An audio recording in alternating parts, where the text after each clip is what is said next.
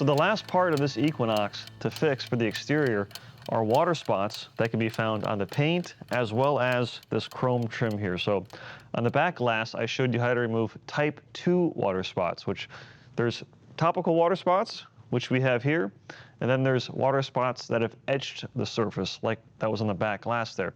With etched water spots, you have to use something more aggressive, something that has abrasives in it. For the topical water spots, you can actually get away with using a non-abrasive acid gel. So I always recommend using the least aggressive approach regardless of what you're working on. So there's no need to bring out any compound or anything like that when you don't necessarily have to. So paint is very thin. This plastic, it's not the most durable, robust thing, so you want to take the least aggressive approach possible. So for that, I'm going to use an Xtreme water spot remover gel.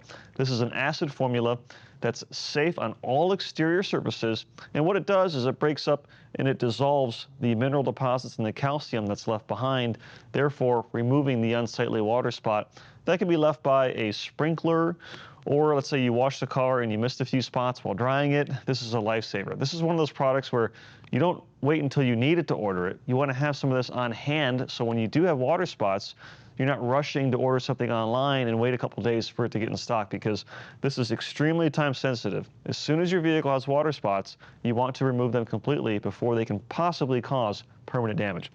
With that being said, these products are really easy to apply.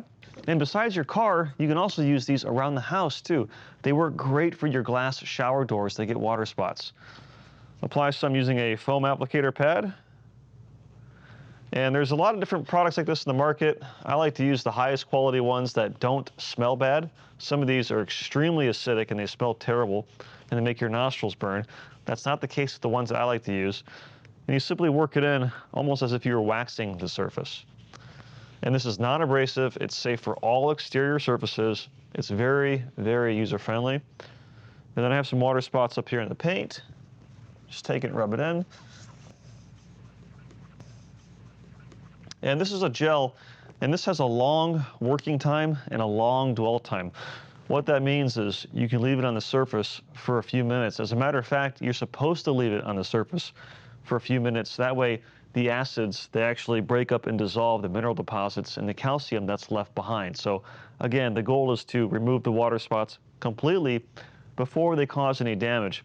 If water spots remain on the surface too long, they go from being topical, which is above the surface, to actually etching the surface. And that's where you have to use an abrasive compound or polish along with a buffer, because wiping it off by hand simply doesn't cut it. So you want to get to them as quickly as possible. So after it's had a minute or two to dwell, take a microfiber towel and you simply wipe off the residue. Very easy to wipe off. Flip your towel often. And then boom, the water spots have been removed. And then same thing on the paint. And with these types of products, most of them, the longer you let it sit on the surface, the better it's going to work. You don't want to let it sit too long. These are acid-based products, so they do have a limited time that you want to take them off. But usually for best results, anywhere from 3 to 5 minutes, letting it dwell on the surface. And then since this is an acid, you need to neutralize it. Some of these types of products require soap and water to neutralize, while others, like this particular one, only requires water. Water is all it takes to neutralize the acid. And the reason that you need to neutralize it, because if you don't neutralize it, it's just going to keep working and working and working. So I have a bottle full of water here, and I'm simply going to take it and spray it on the surface. And then I'll wipe it off with a clean, dry microfiber towel. And you can see just how great the surface looks now that the residue's been removed. There's no more water spots, and we're no longer at risk of causing any damage to the paint or to this plastic chrome. Because believe it or not, your paint is very, very thin. It's about as thin as a piece of printer paper for your computer. There's not a whole lot of material there.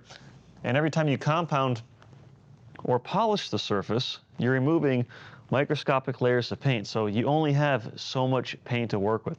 And that's the reason why when you're working on something like this, you always want to use the least aggressive approach to get the job done. Because if every time we have a water spot, if we grab a polishing compound and let's say a wool pad on a buffer, and we're rubbing and we're rubbing and we're rubbing, we're taking away the paint, and frankly, again, your paint's thin, so you really need to preserve it. And then once the residue's been removed, it's best to follow with a high quality spray wax just to reinforce the paint protection. So if you do get any future water spots, they'll come off much, much easier. I like to use a graphene spray wax because it gives the best paint protection as well as the highest gloss finish along with the slickest shine.